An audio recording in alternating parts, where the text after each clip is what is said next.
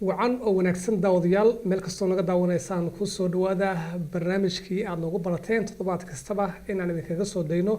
stuudiyaha telefishinka Universal oo ku leeyahay magaalada Minneapolis ee dalka Mareykanka. barnaamijkan waxa uu ku saabsan yahay su'aalo inta badan noo soo qoreen dadweynaha Soomaaliyeed iyo kuwa si live ah noo soo weydiin kara amba taleefanka naga soo wici kara si ay sheekha u weydiiyaan. sheekhana wuxuu diyaar u yahay in uu jawaabahooda siiyo. barnaamijkan waxaa igu marti ah Dr.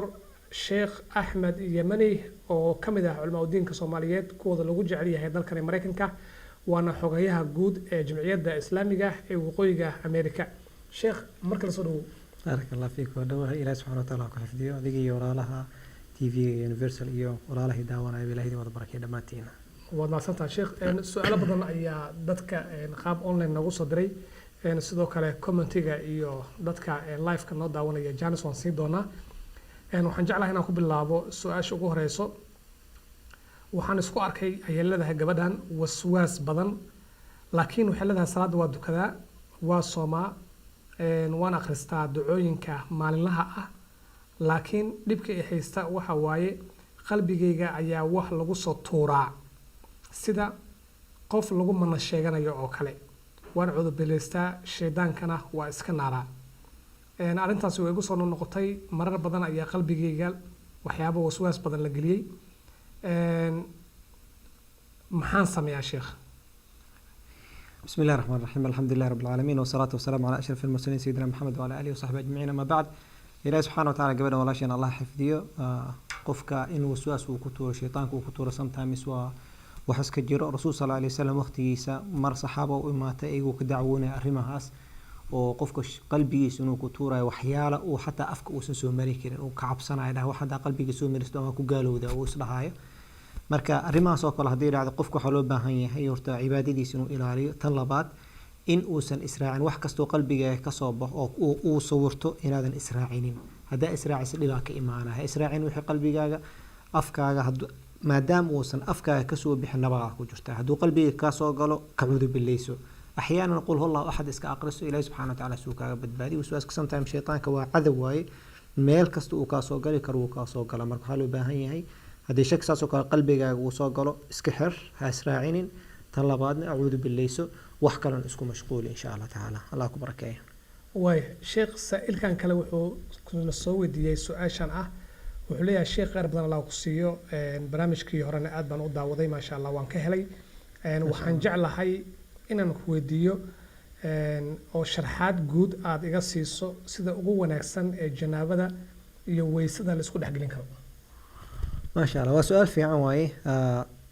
مدنا وحاول محي كل عذا جنابة محل وقبيسان كرا يكون باب إيسا مدنا سيد السنة إهواي. طيب جنابة سيد السنة أوقف في عن وقفك إسكو طاهري كرا وحاتن كوبات إنه مركو فرق private areas إنه إسكدقة كدبنا ويسيستو ويسعادي ويسيستو ويسيد الله بقى وسمي كرا إنه لما يستر أو سمي كرا لغة كلي إنه لما أنت كلام ما لغة ما أنت كلا إنه دقة kadib markuu qabaysto oo lugaha dhaq labada qayb uu sameey kara taas waa sida sunnada ugu wanaagsan waaye saasa ugu fiican laakiin sometimes waxa laga qofka inuu san weysaysanaynin oo rabo inuu qabaysto qofka inuu janaaba ka qabaysto laba arrin laga baahan yahay labadaas arrin waxa ku hor inuu niyeysto iyo jismiga dhan inuu biyaha wada gaaro from the top oo madaxa ugu sarreeyay ilaa lugta ugu horeysa biyaha inuu wada gaaro laakiin intuu se gaarsiinay inuu niyeysto markuu janaaba ka qabaysto kadib weysa ma lagu leeyahay maya haduu u janaabada haduu ka qabaysto weysana meesha ku qabaa kuma qasbana markaas inuu weysaysto haduu janaaba ka qabaysana qabaysyada kale oo jimca inuu ka qabaysto ama caadi inuu qabaysto taasoo kale oo la isku khilaafsan yahay inuu niyeysto in kale laakiin janaaba marba haduu qofka uu ka qabaysanayo izaalat alhadath alakbar wa hadath alasghar wa hoos imaanaya wallahu a'lam. way aad baad maasanta sheekh. sa'ilkan kale wuxuu soo weydiiyay su'aal ah sheekh waxaan rabaa inaan ku weydiiyo waa gabar Soomaaliyeed waxay tiri anigoo xanaaqsan ayaa waxa afkayga ka soo baxay ilaahu ninkan uba dambe ha iga siinin waa ninkeeda waa iyadoo xanaaqsan ayay tiri marka aniga tii waa ka soo laabtay oo dambi ayaa iga dhacay marka maxaa igula talin lahayd oo aan sameeyaa sababtoo ah hadda anigu waxaan diyaar u ahay oo aan jeclahay inaan reerkayga aan dhaqdo ina ubad wanaagsan oo saalixna aan u dhalo waan rabaa marka maxaan sameeyaa maxay ugu talinaysaa بسم الله horta meeshan arrintan waxaan naga aan ka faa'iideysanayna marka hore qofka markuu xanaago inuu isan inkaar la soo boodin بالذات سبحان الله dumarka u badan arrintan oo inkaarta xataa caruurteeda inkaaraysa qaara ayaga xataa is inkaar oo kale hada gabadhan markay dhis ilaahay caruur igama siiyo ninkan subxaan allah wax wanaagsan ma ahan waa ninkeeda waaye waa way wada joogaan caruurtii dhashay aabahooda waaye caruurtan guurka waxyaalaha ugu weyn oo loo guurso waxa qofka shahwadiisa inuu ku guto caruurna uu ku helo waa caruurtii meesha daa ka magan gashid inuu ilaahay ku siiyo taban wax wanaagsan ma ahan taban haddana waa aragtay gadaal way ka shalaysay oo waxay leedahay ilaahay caruur wanaagsan ha iga siiyo sida darteed marka walaalihii waxaan dhihi lahaa khayr Allah idin siiyo inkaarta yaa lagu soo boodin isla markaa inkaar yaa lagu soo boodin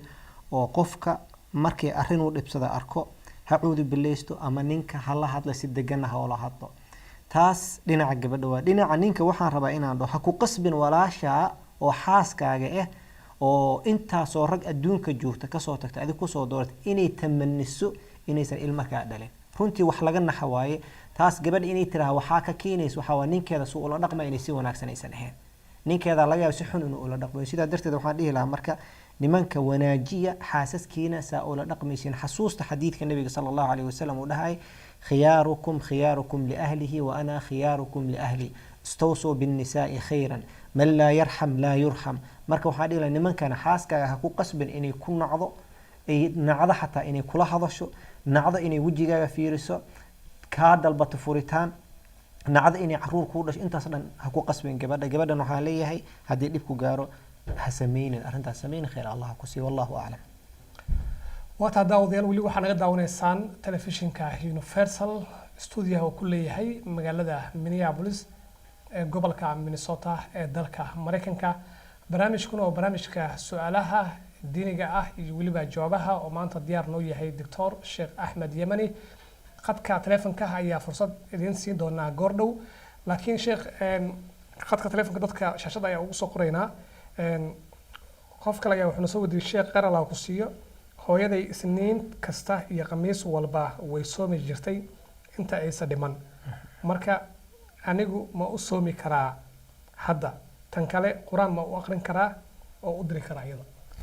وسؤال في عن رسول صلى الله عليه وسلم وحوير إذا مات ابن آدم انقطع عمله إلا من ثلاث قفك ابن آدم كمركو دنتو عمل كيس وقوا أو حسد حرين كأهين صدقة جارية الله بحيو علم وكتجي كتاب وكتجي إمام البخاري هو كتاب وكتجي إمام الشافعي وكل علم وكتجي إيه ولد صالح يدعو له سد حاس وعاين وقاين مرك حديث سبحانه كفائدة مرك سد حاس وحيك إنه قاين قبلنا مرك ولا شيء waxaan leeyahay hooyada waa jeceshay gabar baariya ta khayr Allah ku siiyo waxa loo baahan yahay marka sida ugu fiican oo hooyada wax u gaarsiin karto waxa ku ina u duceysid mar walba u duceysid rasuul sallallahu alayhi wasallam xadiis wuxuu noo sheegay qof aakhir inuu iimaan arka buurar badan oo arkaayo dah oo ajir inuu arkaayo markaas wuxuu ilaahay aniga ma leeyahay intay keen markaas waxa li walad saalix oo dhashay ayaa ku keenay ayaa ku soo shaqeey ku soo ducooy marka u ducooy hooyada u ducooy ama sadaqa jaari u bixi ama isugu dar qaybta labaad oo quraanka loo aqriyo magaara mise magaara waa mas'ala khilaafiye culimada isku khilaafeen qaarna waxay dhaheen haduu qofka quraanka aqriyo ajirkana uu dhaho ilaahu ajirkan la qaalahay waalidkiina u niista ama waalidkiina u hibaysta duu dhaho waa gaaraysa ay dhahan laakiin mas'ala khilaafiye san sheegay waxa la hubo ay gaarayso boqolkiiba boqol xadiis nabiga soo aroor waa sadaqa jaariya iyo ducadaas oo loo ducooynayo mar gabadh walaashay waxaan leeyahay soonkaas adiga isniinta adiga khamiista adiga hooyada oo kala noqo ku dayo soon adiga ada iskala soonkaas laakiin wixii sadaqa iyo duco ha kala bakhiilin hooyada wallahu aalam watahay su'aalaha aad bay u badan yihiin gabadhan waxay weydiisay sheekho waxaan ku weydiiyay iyo leedahay su'aal toddobaadkii hore lagu weydiiyay laakiin tani waa bilcagsi oo tii hore dumar ayay ku saabsaneed laakiin tani ragga ayay qusaysaa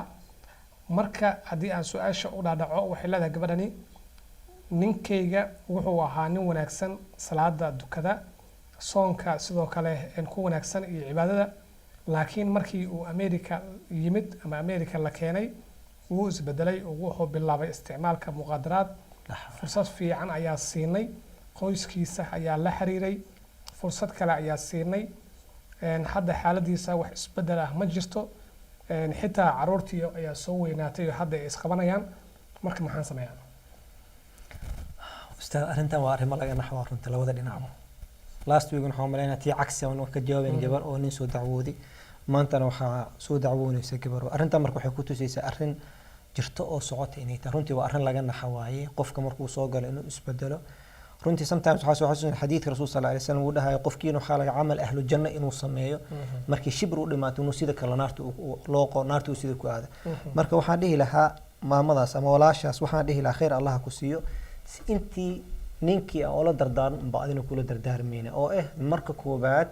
inaa ninkaada waanisid u caqli celisid una duceysid waana si tartiib waaniyo xikmad ku jirto sometimes qofka marka qaylisid wax ma keenayo udcu ila sabiili rabbika bil hikma wal maw'idati al hasana marka waxaan dhihi lahaa qofka in la waaniyo oo si degan loo waaniyo iyo in loo ducooyo arrintuu sameeyay marka laba mid waaye midna waxa waaye diintiisa effect gareynaysa midna waxa waa akhlaaq darro kale sigaar waa cabay meeshaan wax ku sameeyna waa wax oo toleration lagu sameyn karo oo la noolaan karo waxna wax diinta dhaawacayo wax la noolaan karo haday tahay oo diintiisa aysan dhaawacaynin caruurtana ay dhibaato ay ku sameeyeen diintiisna aysan dhaawacaynin waxaan dhihi lahaa loo caqli celiyo yaa laga quusanin hal waaniyo hal ducooyo muhaadara hal loo diro هل يقول علي لعل الله أن يهديه هدي لكن ته وحدين تيس داوع عيسى هدي تحي أو وين دين تداوع عيسى ذن وحاوتك تأمرك علماء المجال جوكت أوتك سي أو برنامج كان سيدي نينك وفوري كارو أهرنتا سوكر مركي جارت أو شاكني جبنا هدي وحدين تداوع عيسى دي تهي علماء أوتك أهرنتا أو شاك وحيكون عن فيري وحاو كتراني كما دام دين تيسان وحاو بهنا اللي قفسخه مركز سوكر جبنا حق أولاده إني طلبت فسخ طلبته ما دام نين كان دينيا انحراف أسميه والعياذ بالله والله أعلم. dadka naga daawanaya telefishinka Universal waxay naga soo wici karaan nambarka shaashada ku qoran hawa hadii ay doonayaan in sheekha si toos su'aal u weydiiyaan sheekh su'aal kale ayaa saailkan noo soo qoray wuxuu leeyahay sheekh waxaan ku xiranahay masaajid iidow masaajidkaasi intaan su'aasha ku diin waxaan jeclaan lahaa qofkan dibadda naga soo wacina fursad siiyo. هلو السلام عليكم.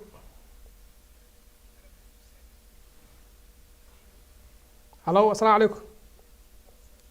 هلو عليكم السلام. حول المقعد هل كان نقص وعيس؟ ولا الواحد جوا دقة ولد العيران هاي اسمه يقولون هو عبد الرحمن فيصل هذا. حيه. عبد الرحمن صدو. الشيخ وحنوبانا ولا الحين صلاة كذا. لكن مركز سوي إسقاطه عن صلاة الجلسة سجود مركز سجود أيوه وحيرة تفيق أي ما بيجي واحد كان فيه كريك هذا خدمات بديمه بسم الله وهذا سنتها جاوبت لا صعود ولا عبد الرحمن مركز الله سبحانه وتعالى وحن كويدينا إنه كعافية دم بدافنا الله كعديجو هذا دكتور آدي كرتدنا إن شاء الله تعالى إنا آدي توفي عن تهي tan labaad oo u tageen waxa way qofka waxa la dhahay laba mid waay midna waxa way wax shaki ka keena waay oo rasuul sallallahu alayhi wasallam wuxuu inoo sheegay qofka waxa laga markuu salaada galo inuu shaytaan oo khanzab leeyahay magaciisa khanzab leeyahay ayaa qofka wuxuu ku sameeynaa markuu salaada galo oo wuxuu sameeynaa inuu waswaasiyo oo wuxuu ka dhigaa qof neefka timid oo kale ka dhigaa bal athar qaarkood waxay leeyihiin gadaashiis inuu tago uu ku neefsana oo wuxuu ka dhigaa wax neefka imaatay ahaan daasoo rasuul sallallahu alayhi wasallam uu yiri qofka markay shakigaas oo kale ku dhaco salaada yuusan ka bixin ilaa uu arko qayla uu maqlo neefta qayladeeda uu maqlo ama dii kale wax uu uriyo taas mid waay mid kalena waxa qofka inuu qabo salis bowl wax leeyahay qofka kaadidiisa inuu qabo jiro oo jirta qofka kaadi inuusan control karin qofkaas oo kale marka la yukallifu Allahu nafsan illa wus'aha intuusan salaada gelin oo wuxuu sameeyaa suuligu aada muqshu aada وسو دميسنا هوسو iska dhaqa weysiisana salaad soo ku jirtay wax dhibac ka yimaadaan wax dhimala salaadiisu wadana insha Allah taala wax dhimala wallahu a'lam way saailkan kale sheekh wuxuu soo wadiyo wuxuu dhahay masaajid ayaa ii dhow oo markasta aan ku dukan jiray haddii aan damco amba aan ka fogaado masaajidkaasna way ku yara fog yahay masaajidada kale laakiin wuxuu leeyahay sheekha ama imaamka masaajidka ayaa isku dhacnay ajiib marka sheekh maxaa sameeyaa maxaa tala oo sameeyaa wuxuu kaloo soo weydiiyay wuxuu dhahay gartaasi adii xataa ma geli kartaa su-aashaas intaadan ka jawaabin waxaan jeclahay qofkan Soomaaliga soo wacna fursa insha Allah السلام عليكم ولا المقعدة يا كان نقص وعيسو magacaygu waa maxamed magaalada muqdisho diiqa waxaan weydiin lahaa xaaskaygu meega jirtaa salaada واي عود كذا هذا نقول لي ترى كم خاو قرتي حاس كي صلاة بنجيب ساعة نجيب ساعة okay walaal واي وما صدق ولا واي مركا سؤال شان سؤال شي كلامه طيب سؤال شو دم بيصدق جوتي هو وسوء علينيسا هاي- تن هذا هاي. خاص كم يجي بيسوي ويسوي واي. يجي بيسوي بسم الله خاص كا ويسمى كاجي بيسوي مسمى كاجي بيسوي وجمهور العلماء أنا شافعي أنا هاي وحاقبنا صومال هذا أنا هاي خاص كا إني ويسا كاجي بينيسو طيب مركز أساس كل علماء سوء خلافا وحالون نقطة دليل كالو نقطة شافعية ذو وحي دليل شنو أولى مستم النساء دمر كمركات هابتان إمام ابن كثير أو علماء الشافعية أولى مستم النساء وحو كفسر وحاواي جماع ولمسيقة عادي ما أهان طيب لكن قفكي أوقات لمسيقة سويسيد ويجيبيني سوى ربنا علماء داس قلدوا هكا ويسيستو لكن جنرالي هدي لي ويدي ويسما جيبيساي حاسكا ويسما كاجيبيني ساي ما حاسكا أنا كام جيبينيسو ولاش أنا كام جيبينيسو gabar bannaan xataa hadday ku taabatay kaama jibinaysa laakiin gabadha bannaanka inaad taabatid kuuma bannaano waxaan kala saarna waay taabashada aad gabadha taabanaysa ama ay ku taabanaysana xukun waayo oo ma bannaano jibinta weysada ay jibinaysana xukun kale waa oo ma jibinaysa su-aasha waxaa waaye maya ma jibinayso kaama jibinayso laakiin anaga odayaashii hore waxaan ku qanacsana shaafici inay weysada jibinayso hadduu aabba ku qanacsan yahay ama hooyo ku qanacsanta ama xaaska ay ku qanacsanta rabta inay weysiisato ha weysiisato go ahead laakiin ma jibinaysa jawaabta waxaa waa maya wallahu aclam واي نكي كلا وحوليه هاي أنت مساجد أرنت وسوي مساجد كها شيخي إمام كده معي أسكت على isku dhaceen okay مركا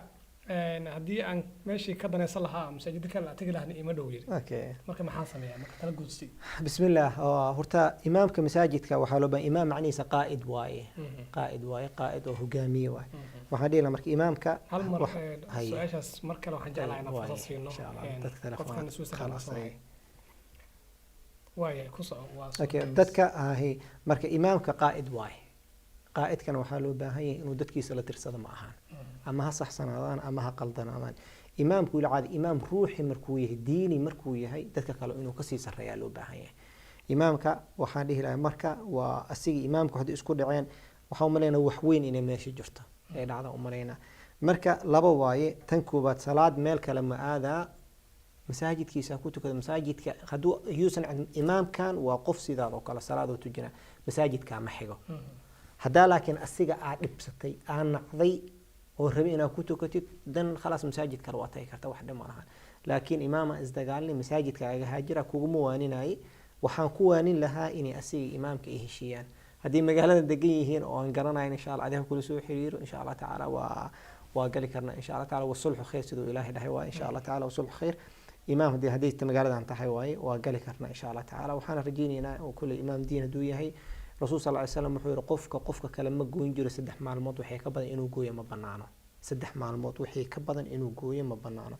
سدح مع الموت كبدن هدو جوية عمل كوضا لما قاضعه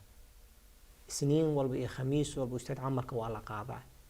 الله سبحانه وتعالى كعمل كله كان وحول لو بدن قفود ميشي مية كتج عمل كود وداي حتى يصطلحا إلى إيكيشين عمل كوضا هي كيننا وحالا dadka qaarkooda siniin camalkaaga in la qaadin ducadeeda maxaa loo aqbal waayo kulli camalkaaga lama qaada maxaa ducadaada la aqbala marka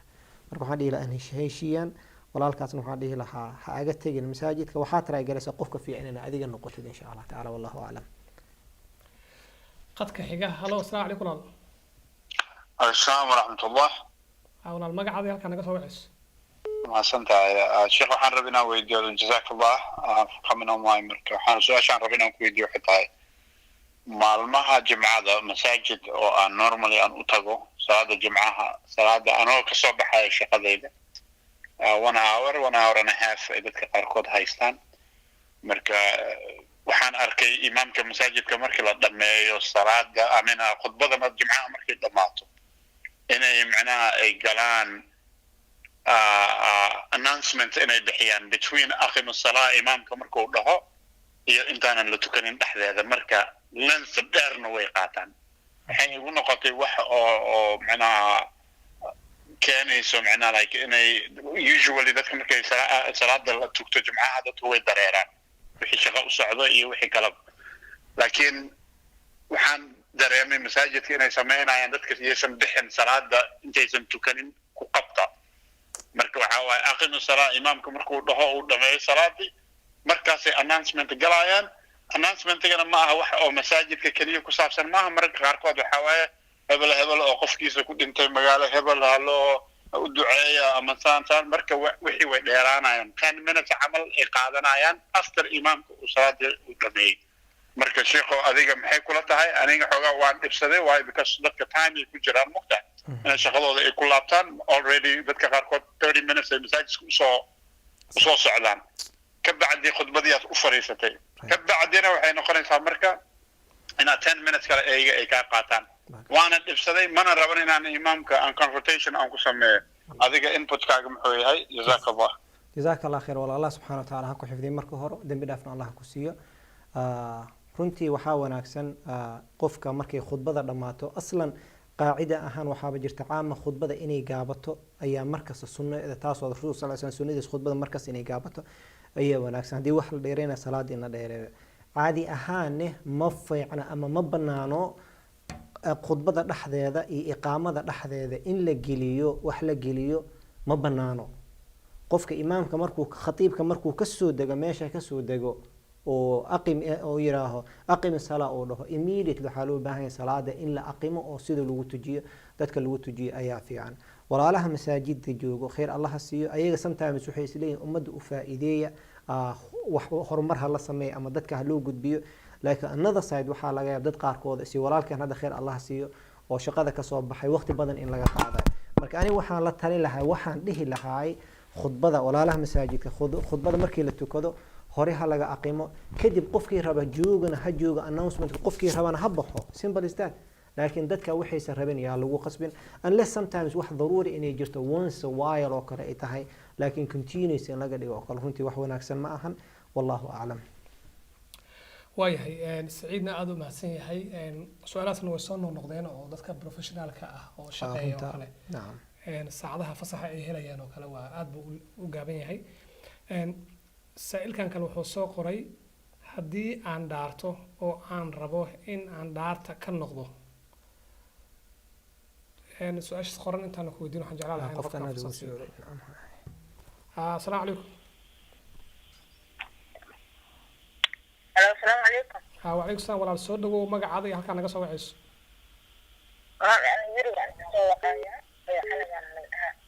عنب. هاي عنب هره u socda barnaamijka. هذا واحد كلا سما شيخ ولا هل كلا. شيخ وكم مقليها هره u socda. أبو غالي هو السلام عليكم ورحمة الله وبركاته. وحاي عنب عليها يربى إنك رسول هذا waxyaraan sheekh rab inaan weydiiyo oo guurka maadaaba laga hadlayay nin ajanabiya qaba oo diintana aniga oon aqoonin soo galay laakiin si fiican u aqoonay ani naftirkeyga si fiican diinta uma aqaano laakiin xoog waxaa saaraa inaan barto oon hadda bartaa cunug yaraa ii joogto xooga adiga culays waxa imaad salaadii iyo inaa markasta aniga maadaaba aqoonin culays badan aan saaray asaga naftirkiisii masaajidkii aan ku xiranahay markasto marka masaajidkii aan geeyey baa dhibaato iga soo gaartay haddaan macalinka iimaankii haddaan u sheegay oon ku iri dhibkaas ay haysto asaga wax kasta uu fududaysanayaa xitaa qofka marka uu diinta uu soo galay waa inuu practic badan uu sameeyo waa inuu si fiican uu fahmo ana asagoo islaana baan iskuursanay laakiin muhiimada oo ugu horreysay waxay ahayd in wadaadka aan u tagay oo u tagnay markaan u sheegay salaada sida uu marka u gafaayay iyo sida uu samaynayo marmar xitaa igu dhaha aniga niyadeyda oo dhan uu islaam weeye marka culays ha isaaran oo ileeyahay inay qalab tahay u sheeg wuxuu igu yidhi wax dhib ah ma laha ninkii hortiisuu iga yidhi wax dhib ah ma laha gabar yahay ninkaaga waa inaa u hogaansanaato marka asagii wuu igu horqabtay wuxuu igu dhahay arag sidaas iila hadashaa marka anigana qof xoogaa waxaan ahay dee diinta aanan si fiican u aqoon iga keenayso dee qof ajnabina aan la joogo ilmana aan leeyahay ay inta badan aan hubseed badan aan ku galo arag sidaas oo kale weeye guriga waa 4 saac ii dhibaysaa oo ku yiri marka wadaadkii wuxuu yiri gabar yahay adaa qaladka dhan wato marka aamus ala igu yiri marka gurigii haddaan kusoo noqday waxaa dhacday inuu dhahay mawjada wadaadka wuxuu dhahay wax dhanba adaa dhibka dhanba keenhaya eebiyeelo go-aanan gaaray marka inaan meesha uga tago reerkaygii aan ka guuro aan gur kala tago cunugtaydii ay ku dhibaataysan tahay oo aabaheeda ay rabto reerkaygiina aan saasna ku dumiyo asagii diintii weli wuu stiil wuu raadinayaa wuu tagaa masaajidka wuu tagaa laakiin wax badan aan ka qaldan wax badan si aan u toosiyana waan garan la'ahay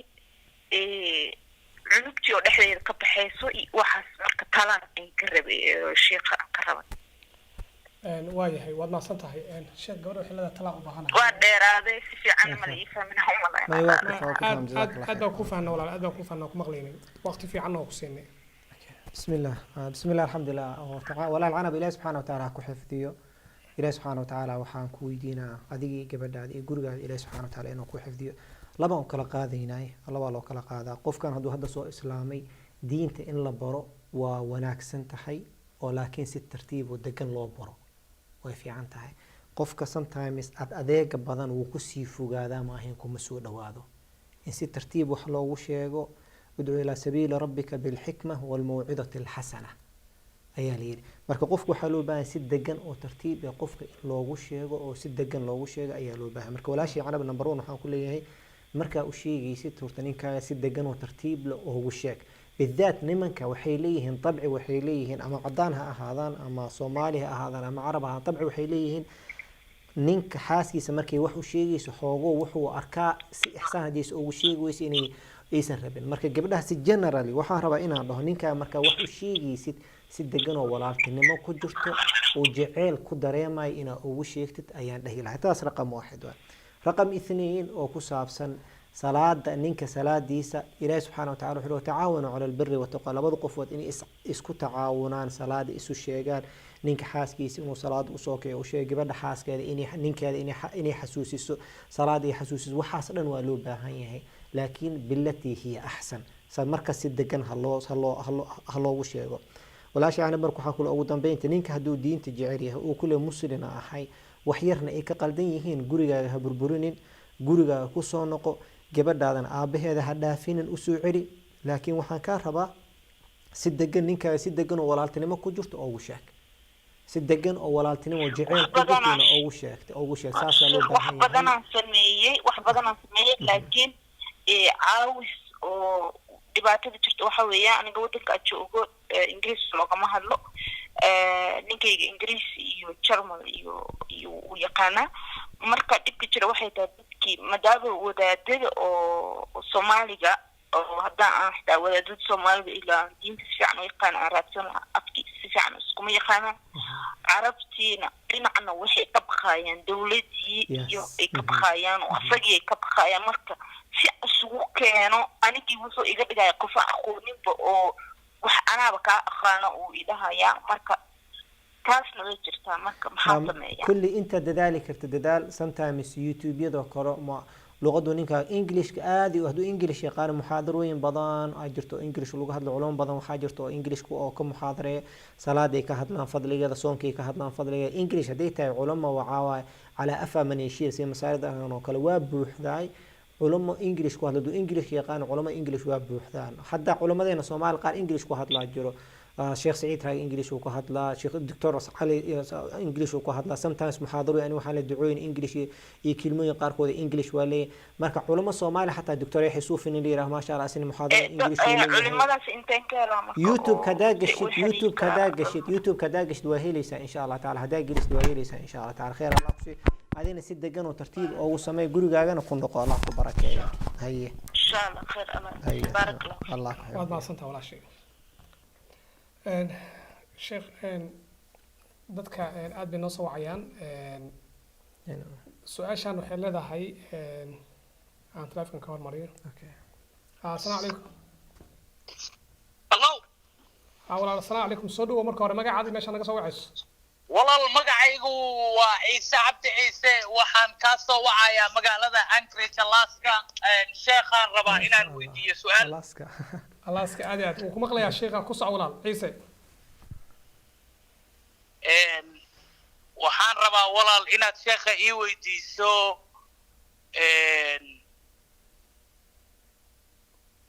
waxaan rabaa sheekha inaad ii weydiiso salaadihii baa cidhiidhi naga galay kowdhe haye marka walaalo casarka iyo duhurka ma la israacin karaa intaas ii weydii ama maqribka iyo cishaayiga Iriiriga naga galay maxaa ka wadaa walaal Ciise marka kala faahfaahin ka bixma maalin kasta rabtaa inaad israaciso mise marmarka qaar markaad safrayso kale iyo maya maalin baa dhici karta in aad adigoo shaqaynaya maadaama tagaasiilayaal baa nahay ha Okay, bismillah. Ciise walaal Allah ku xifdiyo adiga iyo walaalaha Soomaalida degan Alaska subxaanallah Soomaali waxaan maleynaa hadda isteediisa degan inay si jiraan Alaska badii degan waxaan maleynaa meel kasta inay degan yihiin oo adduunka geeskiisa ah marka horta marka hore waxaan dhihi lahaa Ilaahay subxaanahu wa ta'ala ha idin xifdiyo meesha aad joogtaan runtii tan labaad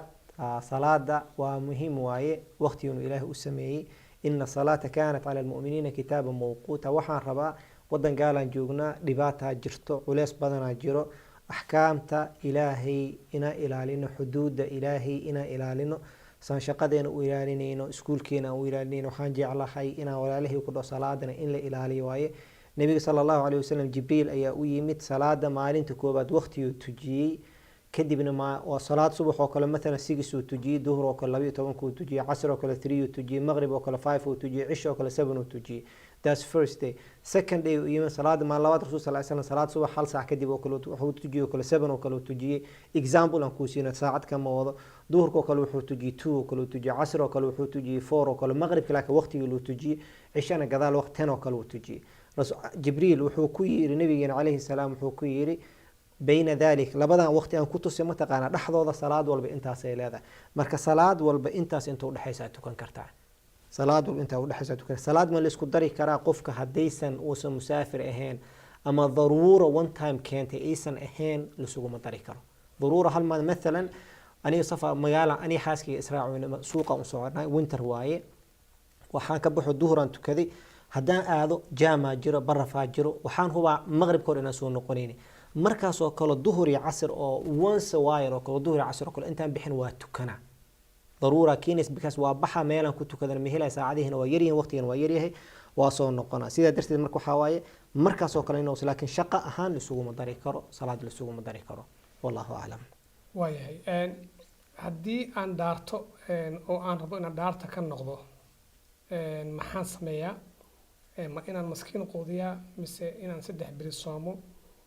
guud ahaan maxay ugu talinaysaa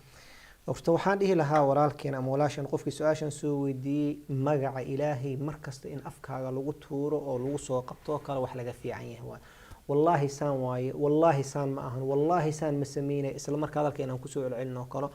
wax wanaagsan ma qofka dhaarta badanna waxaa waa question marka saaran markaas muxuu dhaarta u badinayo wuxuu isku og yahay waa macnihiisa طيب qofku waxaan dhihi lahaa marka dhaarta yuusan badinin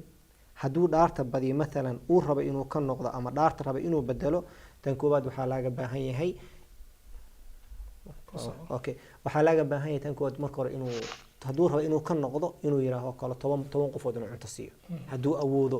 hadduusan awoodin soo ma 3 maalmood oo soo ma laakiin dhaarta markaas uu badinin wallahu a'lam assalaamu alaykum walaal meesha naga soo wacayso magacada وعليكم السلام ورحمة الله وحان دقا سو وعيا تلاني هاي مقعدة مقعيقنا هو محمود ولا محمود صدو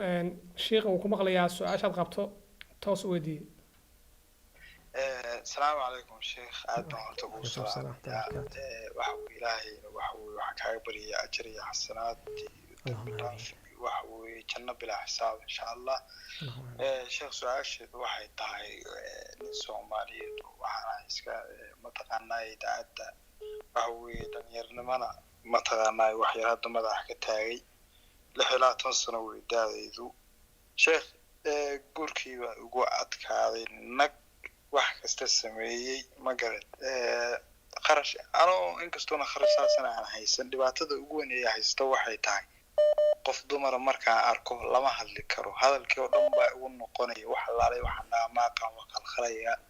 dumarkii lama hadli karo ma shukaansan karo wax laalay waxaan sameeyana maaqaan guurna waa rabay ciyaalna waa rabay hataa waalidkay sidoo kale waa ila rabeen maxaa hala maxaana mataqaanaa laga rabaa inaan sameeyo محمود سو مقعد ها هي محمود وايهي شيخ قدنيا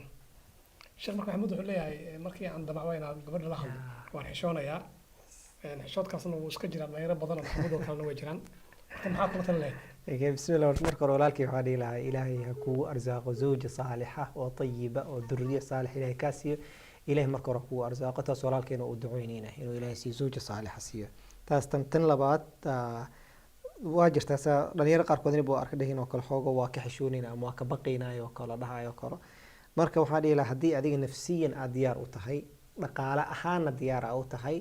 ilaahay tawakkul mid fiican haddaa aragtid kal haddaadan geli karin oo ogtihid waqtiga ha dhumanin ha iska dhuminin hooyo iyo aabbo waxaa ku tala gabar fiican halii keena dhex markaas oo kale haddaa dhinacan awoodin dhinacan kale ha ka tagin insha allah allah ku barakeeyo wallahu aclam waaye halo assalaamu calaykum السلام عليكم وعليكم السلام walaal soo dhawo magacaadii halkaan naga soo wacayso waxaan ka soo wacay Canada waxa la dhahaa Sahra Sahra soo dhawo oo Canada naga soo wacayso barafka ka waran Sahra Canada walaal waxaan rabaa inaan sheekha weydiiyo hadduu zawjkaaga uu caayo diinta islaamka ka waran maxay diintu ka qabtaa waxaan maqli jiray way kala furmaayaan dadku laakiin ma garan karo hadduu diinta iyo malaa'igta hal mar wada caayo waaye Sahra ma sante بسم الله الحمد لله والصلاة والسلام على رسول الله horta waxyaalo waxaa jirto oo dhahan khutuud xamraa la yiraahaa jirto oo lama taabtaan khat ahmar miinis oo loo gudbi karin qofkii soo gudbo macnihiisu dhinac kale u gudbaayo sida darteed waxaa loo baahan yahay diinta iyo rasuulka iyo ilaahay saddexdaas waa khat ahmar la dhahaa qofkii u dhawaado ama caay ama wax ka sheegay dhinac kale diinta aga baxaa taas waa xukun ahaan waa laakiin dadka ma lagu xukumi karaa gabadha hada walaashiisa oo khayr Allah si ninkiga saan sameeyo ma aga furma ama maxay noqonaysaa ninka haduu diinta caayo waxa u tagaysaa arimaan oo kale inay xaaskiisa kale markay tahay waxa loo baahan yahay gabadha inay aado culimada magaalada ay joogto ay u tagto laan tan oo kale xukun caam lagama bixin karo ninka xukunkiisa qof kasto diinta caayo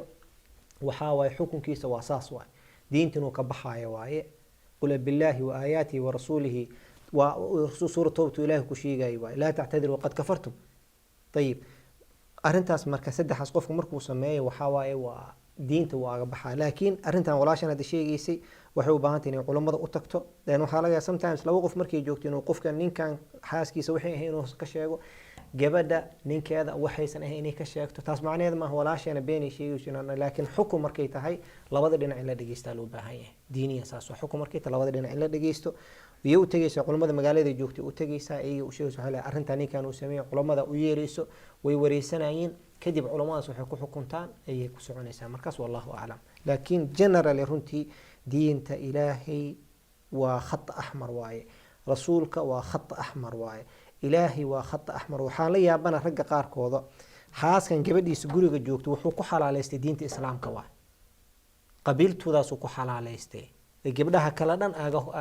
guriga ugu soo gashay oo kalabada guri wada joogan tayib diintii aad ku xalaaleysatay inaad ku xadgudubtid waa caqli darro ama waa meeshii wax ugu dambaysa waaye oo qofku u sameyn lahaa marka waxaan dhihi lahaa diinta islaamka waa khat ahmar waxa ka sheegay diinta islaamka hadaa ka sheegtin diintu aaga bixaysaa rasuulka hadaa waxa ka sheegay diintu aaga bixaysaa ilaahay hadaa waxa ka sheegay diintu aaga bixaysaa qof walba oo carabkaaga ilaali khayr Allah ku siiyo waayahay nin kale ayaa wuxuu soo qoray wuxuu leeyahay sheekh su-aasheeda waa mid ka taagan guryo badan oo Soomaaliyeed raggii waa la buriyey ama waa la buriyaa marka islaamuhuna waxay dalbadaan lacagta loo yaqaano ceerta marka ninkii ay burisana wuxuu u yimaadaa xaafadiisa ugu rabaa inuu gurigiisa imaado marka lacagtaasi ilmaha ma ku xaaraan baa su-aashaas intaanad ka jawaabin waxaan jeclaan lahaa inaan qofka asagana fursad siiyo insha allah asalaamu calaykum walaal وعليكم السلام ورحمة الله وبركاته. walaal magacaada iyo halkaan naga soo wacayso walaal waxaa idin soo Minneapolis magaciigana waa Axmed. sheekha su'aal baa weydiin lahay salaada ku saabsan. taraaglaha oo dadka taraagleyda oo maaragtay Mareykanka Soomaalida taraag wadaan salaada waa la isku daraa oo laba la isku daraa marka idoo daraad mar oo badi ayaan la istaagin oo maaragtay waqti ilaa 7 saac camal la soconaay marka ma la isku dari karaa dadka taraag ka shaqeeya salaada laba ma isku dari karaa ama santii waaya Axmed adaa mudan su-aasha Axmed oo oranaysa taraagleyda salaada laba ma iskugu dari karaan iyo ninkii ka horreeyay haddii aad ka hormariso oo guryo badan ay ka taaganto yiri arrintaas waa arrin u baahan xal iyo sheeko dheer iyo training iyo classes iyo cashiro iyo muxaadarooyin u baahan waa runtii nimanka saas waa cabaadooyin dhinaca kalena dumarkii waa cabaadooyin intaasoo gabadha kusoo waxay leedahay ninkeyga wuxuu igu qasbaa wuxuu igu leeyahay sabreedaan kala qoranaynaa sidii ilmaha loo biilo sabreedaan kala qoranaynaa sidii caruurta wax loo siiyo dhinacna saasaa nimankiina qaaraas cabaada dumarkiina waa cabaada qofkii rabaa cabaado ama ragga ha cabaado ama dumarka ha cabaado waxyaalo waxaa jirta oo xaraam ah ninka gabadha inay ninka tiraaha guriga ka bax kadibna ay ceer apply garaysato ninkeedana uu soo dhuudhuunto gabadha walaashii waxaan rabaa inaan ku dhaho ceeb waaye arrintaas runtii waa ceeb waaye wadan gaalaa joogtaa muslimadaa tahay xijaabna waa wadataa wax xunna waa sameynaysaa berri markaa uur yeelatid isbitaalka aad tagtid cunuga yaa kaa dhale markaa lagu yiraahdo maxaa leedahay boyfriend saaxiibkii iga dhale maa leedahay ceeb runtii waxyaa jirta wax aan maqlay hadda ka hor oo runtii aan ka naxay gabar ayaa dhakhtar u timid dhakhtarkii wax oo rabay inuu kala weydiido wixii taa dhakhtar nin ima taabanayo isbitaalku wuxuu ku qasbanayaa gabar dhakhtarad inuu u yeero habeenka u yeero markii la keenay kadib dhakhtaradii loo keenay magaca la weydiiyey saaxiibkii iga dhalay tiri ninkii dhakhtarkii markaasuu yiri anigoo dhakhtarna weydiiday inaan taabto ama aan arko waxay ku wadeen waxa waaye boyfriend ka dhalay so what's different between that guy and me so ceeb ninka saaxiib kama dhalin waxay sameeyay sax waaye laakiin dhinac kale qalad ka sameysay oo inay tiraaho kale mesela ninkan waa waxa iga dhalay wiilkan saaxiib iga dhalo ka runtii wax laga naxa waay aad laga naxa runtii qisas markaa maqlan aad aan u naxay markay gabadha waxa la walaasha arrinta ay sameeyay xaraam oo xoolaha meesha idin ka soo galna xaraam oo another hand ninka haduu sameeyana sidoo kale waa asnaftiisu yiro gabadha uu ku qasbo oo gabadha qaar kood wuxuu leeyahay hadaa yeelis waa ku fura ama gooni isu qoro ma waa ku fura xaraam way ma banaano waa lagu hadidaa gabadha hadaa sameeyo gooni isu qori weys marribi xaraam way ilmihiigan baqay leedahay wuxuu leeyahay hadaa rabo waa ku fura marka gabadha sometimes waa ku qasbanaanaysaa marka labada dhinactay noqotabo xaraam waaye ma banaano yaa la sameeynin إلهي سبحانه وتعالى هيدين حفظي وقو إن الله هو الرزاق ذو القوة المتين إله صار رزاق أسانا كسينا هذه الباب كاحرة أنت بقول الباب كلا الغفورة إيه هو الولد إن شاء الله تعالى خير الله يدين سيها واي أحمد تقصد نقول سؤال شيء سعيد تراجع أيام سكرنا هاي مركز هذا الله مسكو دركنا سؤال شيء سناد وصل نقطي سؤال شيء وصل نقطي جنرال سبيكن قف كستو مسافر هدوب قف كمسافر يهي أما الشقادي إذا انتاير ير سفر هالنقطة أما مرها سفر قفك مسافر مكوي صلاة إنه جمعي وبنان تحت صلاة الظهر عصر واسكودري كرا مغرب عشاء واسكودري هذا إكزامبل تراجلياش أنا سوق هذا نين كانوا كولومبوس وهايو دكينيه كولومبوس على أنا دكين كولومبوس وهايو دكينيه وصاب حي تراج وصوتي وصو سعودي سعودي وحو مقنانا بلو مقنانا بالشاس أو مقنانا يو صلاة سو اسكودرا واحد ملحن كولومبوس مكوس جروس وكوسو نقضوا مركز وحوايه ما جمعين كرو لكن sometimes مثلا تراجل قار كذا مرضى وحاسن وليها لقى يابا وصوب حي مينيسوتا فاميل وجوغا يقول مينيسوتا وكويمت ماشي فاميل وكوجو والله وحير قاد كجر ماشي دو فاميل كوجو صلاة ما جمعين كرتين حديتي من مثلا ماشي فهويا كود دقن وكلا اما فاميل كود دقن اما حقوق فاميل دو كود دقن صلاتكم جمع لكن انت كلا انت سفر كوجت وجمعين كرتين والله اعلم واي وان فيليا انه احمد جاوبتي سهلي walaal magacaada halkan naga soo wacayso waxaan ka soo wacayaa xaafadda la yidhaahdo Jan Hansen Minnesota magaceygana Cabdiraxmaan weeye cabdiraxmaan soo dhawow sheekh uu ku maqlayaa su-aashaada toos u weydiiyey sheekha su-aashaan weydiinaya waxaa weeye waxay ku saabsan tahay xaaskayga waxaan ku meeriyey dahab waxaana ka soo wareegtay muddo 23 sano welina lacagtii ma bixinin waa lagu leeyahay marka qiimaha dahabkii wuu isbedelay oo markaan meherinayay wuxuu marayay ilaa $18 halaa garaankii haddana lacag badan buu maraya 60 iyo wax la jiro marka qiimaha aan bixinay dahabka lagu leeyahay ayaa rabay inuu sheekha ii kala hadeeyo insha Allah meeqa garam waay marka hore meeqa garam marka totalka ku leeyahay sheekh wallahi waa badanta waa ilaa 500 garam wow Abdiraxmaan isagoo 500 garam markii hore qoorta surtay oo laakiin xilligaasi $18 ahayd laakiin hadda waxa laga yaabaa in garankii $60 konton meelaas maraya laakiin bismillaah alxamdulillaah salaatu ala rasuulillah qofka hadduu wax mucayan sheegay qiimahaas mucayanka uu sheegay waa lagu leeyahay hadduu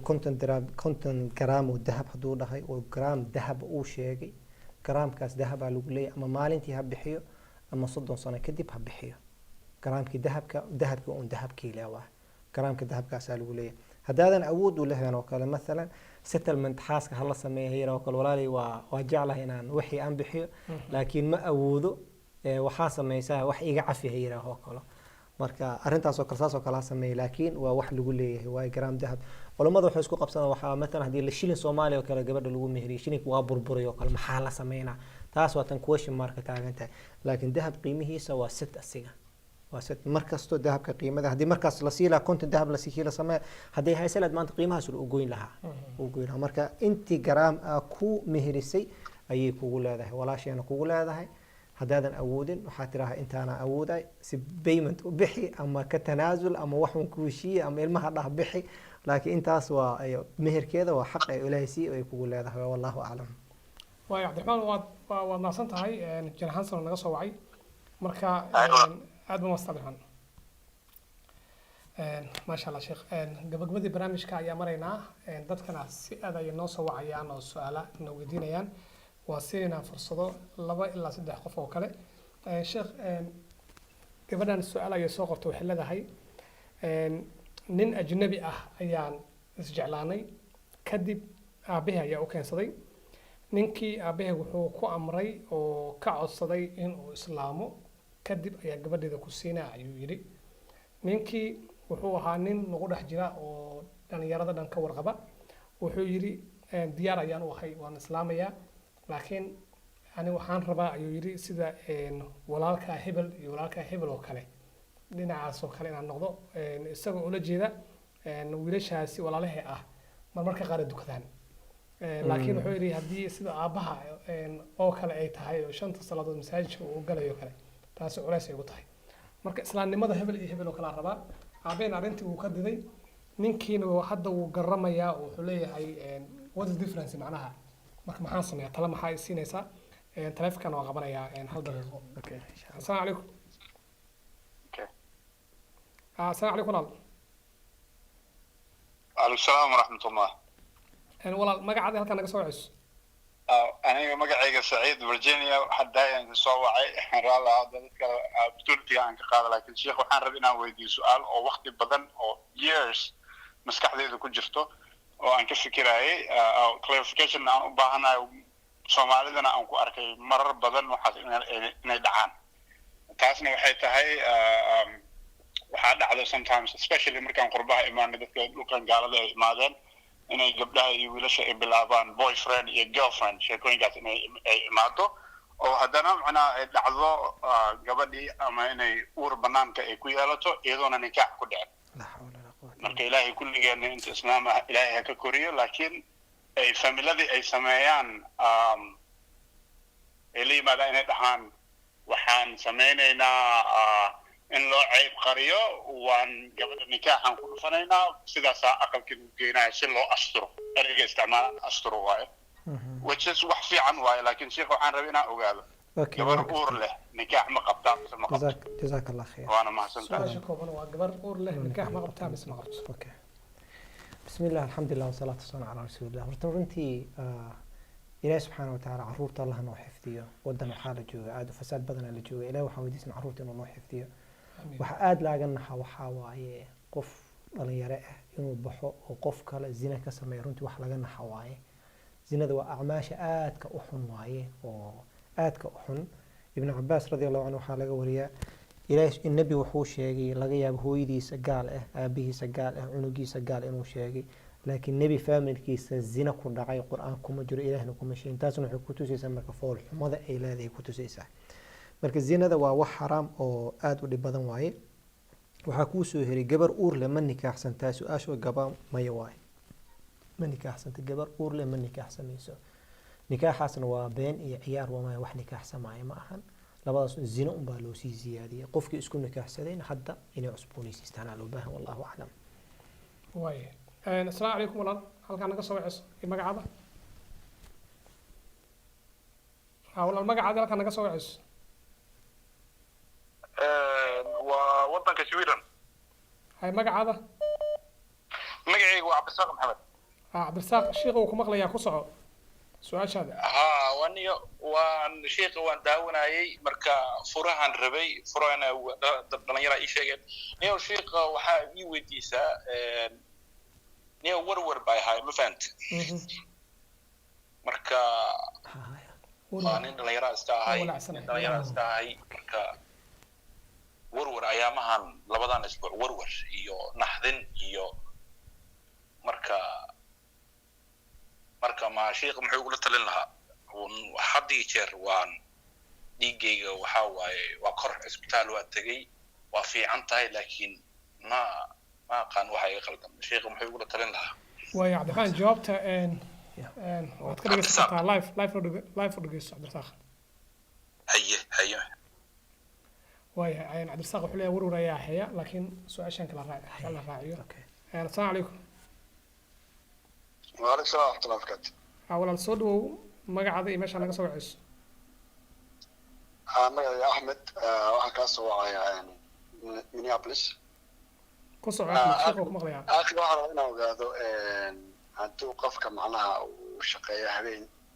ودفر معناها تراك وهذا ودفر بوغن وكفر يا حق الجورجا مان والبا معناها مركز كيس كوبوغان أسوق كنترول هين معناها فرمين كدعو. وتردور جيرة معناها ما داعي أفهمك اسمه ما داعي السؤال ديار وهين ورالي هين معناها قرشين حنات معناها دحضة عيوبي واي أحمد وما صنتهاي جاوبت هذا وحان رجينا إن شاء الله إن الله صعدونتو إن شاء الله تلفزيون كعب أونلاينك واي سؤال شيء هو حيد حوليه هي عبد الرزاق ورور بدنا إياه ورور ولولا واسكمد مياه واسكمد أوكي أول مرة ولاعة مركب محا يقول طلع أوكي بسم الله ورتا عبد الرزاق ما مجلسه عبد الرزاق إلهي عبد الرزاق وحنا ويدين إنه إلهي عافيه الله عبد الرزاق إلهي وحنا ويدين إنه عافيه ولول كان والبحار كان يمرك تنا قلبي إنه إلهي كقاضي فرحتنا إلهي إنه كوب بدله أنت اسكدب ولول كوحا كانوا waxaan u baahanahay inta laga hadlay waxay keenay in aan ogaano dhibaatada keentay jira markay tahay dhibaatada keento dhibaatada keenayso inaan iska ilaalin dhibaatada keenayso waxa laga marka hore inay tahay qofkan cabsida Ilaahay inuu ka fog yahay Ilaahay huwa man arada an dhikri fa inna lahu ma'ishatan danka qofku markuu cabsida Ilaahay ama diinta ama uu ka fog yahay waxa ku dhacayso nolol adag ku dhacayso taas mid waa laga yaabaa tan labaad waxa laga yaabaa family pressure inuu saaran yahay laga yaabaa tan saddexaad waxa laga yaabaa inay tahay cabsi inay ku jirtaa laga waxay rabtaa noqoto wixii waxaan u baahanaa marka inaan ogaano wixii hayo waxaasna kuugu hore inaan caalajino markaan caalajino kadib maxaa lagu daaweyn karaa qof rasuul sallallahu alayhi wasallam wuxuu markii walwal ku dhaco ama murugoodo aqriyo allahumma inni abduka wa ibnu abdik wa ibnu amatik nasiyati bi yadik maadan fi hukmuk adlun fi qada'uk أسألك بكل اسم هو لك سميت به نفسك قفك دعاء أقرستوي رسول صلى الله عليه وسلم إلهي والولك والبهارك ومركته كقال أنت كلمة فرحة وقبدلة مركو قفك مرقود الدعاء أقرسته تاس رقم واحد تنلا بعد وحياله وحاجرت من ولو باهي قفك إنه ديلي وضع لو باهي أذكار الصباح والمساء إنه كدداله adkaartan subaxii la aqristay galabtii la aqristo rasuul sallallahu alayhi wasallam qofkii aqri subax bismillahi alladhi la yadurru ma'a ismihi shay'un fil ardi wala fis samaa'i wa sami'un lam yadurruhu shay saddex mar qofkii aqri aayatul kursi inuu qofkii hal mar aqristo saddex mar qul huwa allah saddex mar qul falaq saddex mar qul a'udhu saddex xasan aqristo adkaartii sabaax subaxii galabtii la aqrisin jiray inuu ku dadaalo loo baahan nabigeena ku dadaali jiray nabi sallallahu alayhi wasallam ma baalak adiga inteen joognaa marka waxaa loo baahan marka inuu ku dadaalo adkaarta qofka uu ku dadaalo intaasaan dhihi lahaa horta marka hore ugu dhibaatada meeshay kaaga soo socoto iska soo moos meeshaas kabacdi haddii wax kugu soo baxaan adkaartan ku buut aqriso allahuma innii cabduka ibnu cabdik kadibna adkaari sabaax walmasaa ku dadaal qabsidii ilaahayna ku dadaal wallahu aclam nin kala jiray oo axmed la yidhaahdo minneapolis naga soo wacay ha okay kii habeenkii shaqeynaya habeenkii oo shaqeeya wuxuu yidhi xaaskayga anigoo xanaaqsan haddii aan dhowr jeer aan kala tagna ama aan furo sidee wax ku jiraan marka waxaan rajeynaa inuu dhegeysanay axmed ya bismillah uurtaa ustaad deeq arrimahan furitaanka runtii waxay noqotay maalmahan arrin aada soo noqnoqday noqotay labada dhinac way ka jirtaa nimankii xoogoo dulqaadkooda yaraaday pressureka fuula liajligeeda environmentigan lagu jiro biilashan iyo shaqadan ku taagan oo kale plus dumarkii oo ilaahay markiisa markii la isqabtay kuleetii ku dhageysa ifur meesha la soo taagan marka labadii pressure isku dhaco wuxuu keenay marka furitaankii inuu bato keenay marka si generally speaking horta marka hore intaan ka jawaabo waxaan rabaa inaan dhaho labada qofood ninow adi mas'uuliyad waxa lagu dhiibay waxa waa nin ragaa tahay ayaa mas'uuliyad lagu dhiibay waxaa loo baahan yahay mas'uuliyada lagu dhiibay say tahay ina u qabatidaa loo baahan yahay nin ragaata waa lagu dhiibay marka adiga wax rabta leeyahay ar-rijaalu qawwaamuuna ani hadalkayga hala maqlo may markuu culays ku soo fuulan waxaa loo baahan yahay dulqaadkeeda inay yeelatid gabadha walaashay waxaan rabaa inaan dhaho inta hadhow ka shalay lahayd ama uy lahayd ama ilmahan meel kale geyn lahayd guriga ninka kuleetiga ha ku dhigin oo markuu xanaaqsan yahay waxba ha u sheegin markuu shaqada ka yimaado fadlan waa ku bariyaa gabdhaha walaalahay waxaan rabaa inaan dhaho barta aadaab tacaamul maca rajul ninka markuu shaqo ka yimaado ma ogid wax ku soo dhacay ma la soo racdeeyay supervisor ma soo dagaaleen ticket ma la soo siiyay accident ma soo galay you don't know qofka guriga markuu soo galo faraha ka qaad ha nasto markuu nasto kadib waxa uu sheegaysa u sheeg laakiin ha ku boodin ninkii oo karkarsan hadaa madaxu u saartid wuu sii qarxaa leh fadlan dhinacaas aan ilaalin labada dhinac aan ilaalin jawaabta haddaan u imaado ninka hadduu furo xaaskiisa furo horta ma jirto furitaan oo laba qof wada fiyooda abuu macaan abay macaan waa ku jecla waa ku furi dhahay ma jirto furitaanka waxaa keena xanaaga keeno period qofka hadduu xanaagsan yahay buu furita u furaa asoo fiyo ama laba qof isjecel abay macaan waa ku furi no one will say that sidaa darteed marka qofka hadduu furay furitaanku waa ku furi kelimadaas uu ku yiraahdo waa ku furi uu yiraahdo furitaankaas waa dhacaysaa waxaan dhihi lahaa marka haddii fur lagu dhaho kale insha allah daarat waa ku furi doona haye waa si kasta isaga macaamul laakiin waa ku furi afkaarka ilaali haddaa tiraa waa ku furi furitaankaas waa dhaca wallahu aclam waayahay assalaamu calaykum walaal magacaadii halkaa naga soo wacayso magacay waxaa la dhahaa abshiro abshiro soo dhawow sheekh uu ku maqlayaa su-aasha aad qabto toos oo weydii haa sheekh waxaa weydiina guri qof soomaali ah uu leeyahay oo dadkan kambaryaasha laa riba uu ka qaatay oo laakiin weli riba waa ku jirtaa uu dhahay 1% ma dhihi karaa anoo karaysan hayo okay abshiro waxay leedahay guri la riba ah guri riba 1% lagu sheegay anoo kira raba ma degi kara bismillah horta dadka guryaha qaadanaya waxaa loo baahan yahay wadada ugu saxsan inay maraan ayaa loo baahan yahay oo inuu iska ilaaliyo qofka qaadanaya waxaa loo baahan yahay waxaan waa ka dhimanaysaa xoolo adduun waay ilaahay subxaanahu wa tacaala qofka ribada qaada wuxuu u ballan qaaday inuu asiga la dagaalamayo ilaahay qof la dagaalami karaana ma jirto فأذنوا بحرب من الله ورسوله والديار قروا إلى إلهي رسولك يقول دقالم يا لا دقالم يكره marka qofka ribada qaadanaya waxa raba inaan dhaho ilaahay ka baqo jooji ribada ha qaadanin haday tahay laakiin arrimaha meelaha qaar kood culimada ay baneeyeen oo kale hada mesela guidance oo kale culimo qaar ah baneeyo kale mesela bangiyada qaar kood bangi UIF la dhaho maleena meelaha culimada ay baneeyeen amjo kale dadkaas ay baneeyeen oo kale hadii daruuraadka ay ku qabato oo qaadatid oo kale wax dhib ma lahan taas way gabadhan walaashiga ku soo hirtay guriga iyada waa qaadan kartaa dembi kuma laha haddii guri u baahan tahay oo anfacayo oo مثلا guryaha waaweyn wuxuu ku fiican tahay 4 qol 5 qol in loo yahay laga yaabaa meelaha kale aysan ka helaynin saas oo kale haddii tagaalada ribo ku qaataan waxba naga magalin qofkaas wuxuu qabtaa si uu taala haddii laakiin marka hore tiraa soo qaado waa ka ijaarana taas oo kale tacaawun la dhahay laakiin waxa ay iyada soo qaadatay kadibna uu ka ijaarto wax dhib ma lahan wallahu a'lam waayahay abshir waxaan rajeynayaa inay jawaabta su-aashaasi ay maqashay maadaama iyadoo ay kelisanayso wadeegi kartaa guriga nin baa noo soo qoray su-aal wuxuu leeyahay sheekh waan ku salaamay ilaahay ha ku xafido waana ku jeclahay uu leeyahay su-aal ayaan rabaa inaan ku weydiiyo 4 xaas ayaan qabaa maasha Allah laakiin wuxuu leeyahay dhibka jira waan kala qariyaa oo isma oga ismana yaqaanaan maxay diintu ka qabtaa haddii ama hadda iska shiftaay leh ama hadda iska shifaay leh waa sababta uu soo qoray sababta uu soo qoray anaguna waa ilaalinaynaa privacy-giisa بسم الله الحمد لله والصلاة والسلام على رسول الله كبقى ناقة بدن وحتهم إني كنت الله فرقة رنت رما فاميلك رما ما شاء الله واي طيب منك إلى سبحانه وتعالى وحقوق بني أفرح حسن وكرسو هل وحربنا قاعدة عامة إن عصميس المسلم مركانها وحكستو إلهي حلالي وحلال وحكستو إلهي حارانتمين وحرام taas marka hore inay noo cadaato rag iyo dumar loo baahan yahay taas ha cadaato waxa ku soo heray ninka goormuu guursan karaa hal xaas ka badan guursan karaa hadduu leeyahay awood dhaqaalo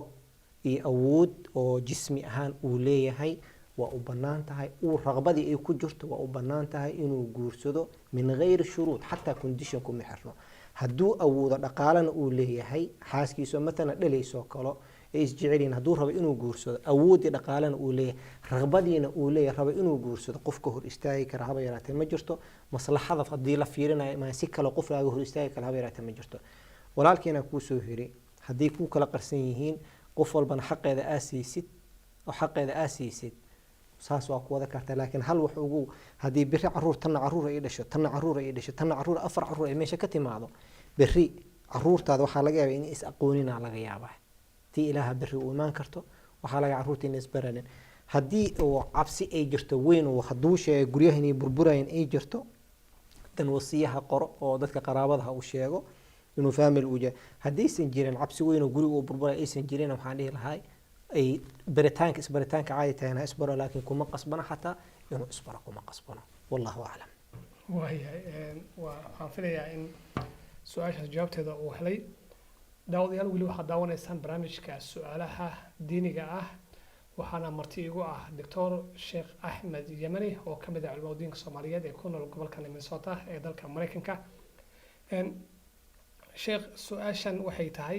waxaan ahay ay tiri qof adduunyada ay soo dhaweyn weysay macnaha sida aan rabay iima aha nolosha wax badan ayaa isku dayay wayna ii suurageli waayeen adduunyaduna way igu adkaatay heer aan ka quusto marka haddii aan isdilo oo aan isdaldalo adduunkanina aan ka tago aakhiro maxaa igaga horeeya mise aakhiro maxaan ku helaya لا حول ولا قوة إلا بالله العلي العظيم قفك سؤاشا سو قري أما ولال أما قبر أبوي الكور ربها النقضة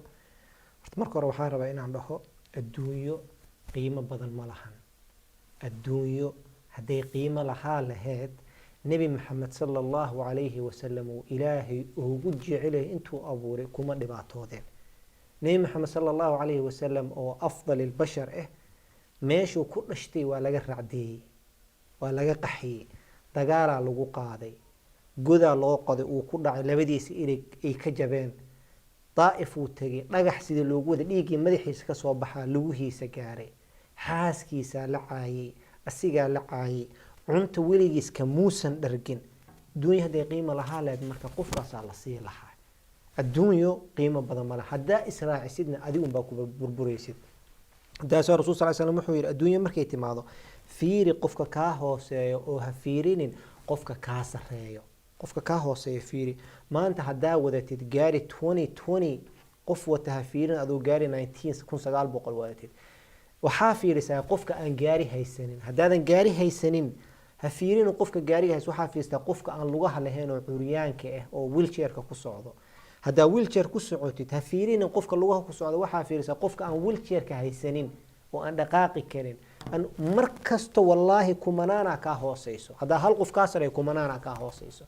marka waxaan rabaa inaan dhaho adduunye qiimo badan ma lahan qofkan waa su-aasha soo qoray markaan u noqdo waxaan rabaa inaan dhaho ilaahi subxaanahu watacaala tala saaro adduunye qiimo ma lahan naftaada haddaa goysidna maxaa faa'iideysaa waxaa faa'iideysid ma lahan rasuulka sala allahu alayhi wasalam wuxuu inoo sheegay xadiid saxiixe qofka hadduu isdilo aakhara waxaa lagu cadaaba jahannamo gala waxaa lagu cadaaba wuxuu isku dilaa lagu cadaaba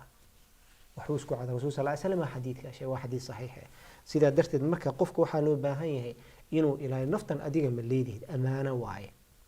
waa lagu dhiibtay berrina waa laga qaadana markaa dhalanaysin joycekaada kumaadan dhalanin oo adiga waqtigaana rabaa maadan dhihin markaa dhimanaysidna joycekaada kuma dhimanaysid waqtiga la rabaa lagu dila waqtiga la rabaa nafta lagu soo gelina waqtiga la rabaa lagu xanuunsiina adiga naftaa ma leedihid waa lagu imtixaama imtixaanka haddaa ku baastidne bihaa wa nicma haddaa ku dhacdidne waxaa waaye adiga haddaa inaa isbadbaadis loo baahan yahay adduunyo dhib waa leedahay laakiin ilaahi subxaanahu watacaala bishaara wuxuu noo sheegay waman yattaqi illaaha yajcal lahu makhrajan wayarzuqhu min xaytu laa yaxtasib waman yattaqi illah yajcal lahu min amrihi yusra ilaahay makhraju u samaynaa risqi badan uu siinaa hooluhu u fududaynaa cilmiyuu bara waxaas dhan marka waxaa waaye taqwada ilaahayaa lagu helaa waxaan ku dhihi lahaa marka salliga nebiga sala allahu calayhi wasalam iyo istikfaarta ilaa xawla walaa quwata ilaa billaah badi insha allah tacaala waana arki doontaa jenji badan waa arki doontaa ilaahi subxaana watacaala waxaan ku weydiinaa hamigan iyo walwalkan iyo dhibaatada ku haysan inuu ilaahay kaa qaado wallahu aclam nin kale ayaa su-aal noo soo qoray wuxuu leeyahay sheekh xaaskayga aad baan u jeclahay jirkeeda oo dhan laakiin waxaan aada usii jeclahay ayuu leeyahay in naaskeeda aan jiqo laakiin hadda dhibka jira waxa ay tahay waa umul oo naaska caana ayaa ka socda caanahaasi anagoo marmarka qaar aan xaaskayga jiqaya naaskeeda haddii aan cabo maxaa dhici kara bismillaah ninka طبعا xaaskiisa waa u banaanta wuxuu meeshu ilaahay xaaraantimay maahay meel kasta waa aga banaanta wuxuu ilaahay xaaraantimay meeshaasna xaaraam waay haddaan su-aashiisa u nimaadno oo gabadha maalan caanahaas oo kale hadduu cabo ama afkay ku ama kasawa cabo ama ha ku tagaan oo kale ma banaan tahay wax dhib ma lahan qofka meesha uu xaaskiisa waaye caanahan ka imaadeen cunugu asiga dhalo ku yimid marka inuu mid kale ridaacada laga hadlayo waa ilmaha yaryarka si culimada shaafici sheegaan oo kale waa qof yar oo caana ma wax aan kala cabayn naaskaas ma wax kale aan cabaynin oo 5 mar in la siiyo oo 5 marna uu ku dhargo markaas un bay hooyo u noqon kartaa laakiin saan wax dhib ma laha insha Allah taala wallahu a'lam wayahay su-aashani waxay leedahay sheekh anigoo 9 sano jira ayaa caado igu dhacday waxaan ahaa gabar yar oo caato ah oo jiraaley ah oo xanuunsan waxa ay xanuuni jirtay keliyaha laakiin alxamdulilah hadda waan fiicanahay markii hore soon ayaa soo galay anigoo saas oo xanuunsan maanan soomin hooyo ayaa igu tiri ma xamili kartid oo jirooley ayaa tahay hadda soonkaasi sidee u gudaa kafaaro miyaa bixiyaa kafaaradana waa ilaa imis بسم الله الحمد لله والصلاة والسلام على رسول الله horta marka intaan gabadha su-aasha ka joogan waxaan rabnaa inaan hooyooyinka message aan u dirno risaala aan u dirno gabadha haddii qaangaarto waa in la baro inuu soonka waajib ku yahay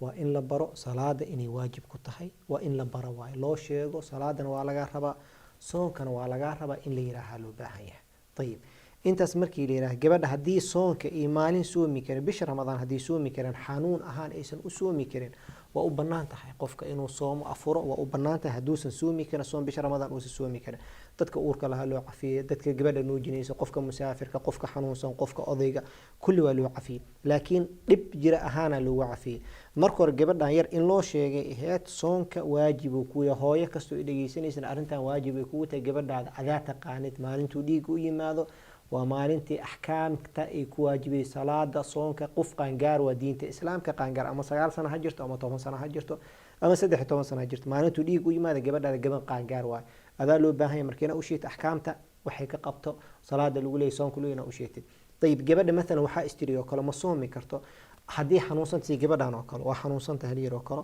طيب ha afurto laakiin maalin oo kale waa gelin kartaa sanadkii 12 bilood waa 12 kaas bilood marka laga geliyo loo baahan yahay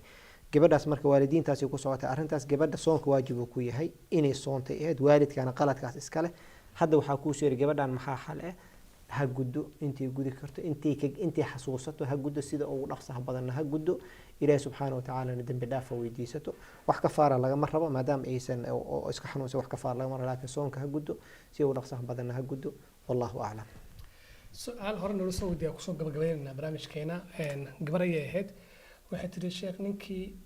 aan calmaday oo aan ishukaansanay muslim muusan ahayn markii aan aabahii u keenano aabahii wuxuu ku xijiyey inuu muslim noqdo ninkii wuu aqbalay laakiin wuxuu aqbalay muslimnimadii walaalahay oo kale iyo qaar ka mid ah saaxiibadeyda ama saaxiibadii walaalahay saaxiibadooda kale aqbalay laakiin wuxuu yiri muslimnimada aabaha oo kale ma rabin waxaan u fahmay in aabaha uu ahaa nin aad iyo aad u wanaagsan oo salaada ku dadaala oo masaajidka aan ka bixin marka sheekh maxaan sameeyaa tale si ay leedahay ninkii aan iscalmadana uu i gardhiganayaa wuxuu leeyahay what's difference macnaha walaalka aniga bismillah alxamdulilah wasalaatu ala rasuulillah horta ninkii la soo dhaweeyay inuu islaamka diinta islaamka lagu soo dhaweeyo uu soo galo waxaan gadaal uu ka baran lahaa way fiican tahay oo inuu la soo geliyo hay soo gal yiraaho wax dhib mala soo gal kadibna si tartiib ahaan loo baro arrin wanaagsan ay ahayd oo gabadha qofkii la soo dhaweeyo wax wanaagsan waay طيب aabaha haduu u diidayo xujo ahaan uu ka dhiganayo qofkan uu sarrabin ahaan aga dhiganayo taas kiis kala waaye laakiin gabadhan waxaan dhihi lahaa ninkaaga naftirkiisa ku qanci waxa ku tiraha adeena su'aasha weydii markuu adigu ku gardhiganayo adin u gardhigo maxaa ku diiday sida qofka diinta kan aabahiin iska dhaaf kan walaalihiin iska dhaaf diinta islaamka aad rabtay inaad ugu aroostid maxaa ku diiday sayta inaad ku qaadato adin taas ugu gardhigo diinta kan walaalihiin iska dhaaf kan aabahiin iska dhaaf diina haysa soo diinta tamahan let's go to diinta maxay ku amraysaa period diinta maxay ku amraysaa diinta waxay ku amraysaa saas ugu gardhiga adigana islaamkiisa in la soo dhaweeyo waa fiicanta oo liiraho kala kaali soo islaam waa wax kasta waa lagu la qabana waa lagu bara waa loo jilcay waa fiicanta qof uu soo islaam laakiin haduu bilaa inuu ku gardhigto adin u gardhigo diinta islaamku waa kanee dheh tana isku aroosiyo tan diyaar muuta inaa qaadatid hadii haa tahay soo gal hadii haa ahayn waxaa dhahday aniga kuma diyaar kuma diinta soo gal welcome si walaalihii kala daarto soo islaam laakiin aniga inay guursatid shardiga diinta islaamka inaad tabaqdid oo intaas leh wallahu a'lam wata daawadayaal intaasi ayaa kusoo gabagabeynayaa barnaamijkii su'aalaha iyo jawaabaha diiniga ahaa oo maanta uu marti igu ahaa doctor sheekh axmed yamani oo ka mid ah culimada Soomaaliyeed kooda lagu jecel yahay dalkani Mareykanka isla markaana ah xogayaha guud ee jamciyadda islaamiga ee waqooyiga Amerika oo marka magacooda la soo gaabiyo loo yaqaan iyana doctor sheekh axmed aad baad maasantay jazakallahu khayr barakallahu fiik ilaahi subhanahu wa ta'ala ku xifdi adiga walaalahi daawanayna sidoo kale reer universal allah xifdi adigana barnaamijkan oo ah mid toddobaadle ah oo toddobaadkiiba mar aad ka daawataan telefishinka universal waxaad la socodsiinayay maanta anigoo ah deeq darajo dhinaca kaamirada iyo farsamada waxaa gacan weyn naga siiyay maxamed New York intii aan barnaamijkan oo kale aan ku kulmayno waxaa idin kaga tagayaa sidaas iyo nabadgelyo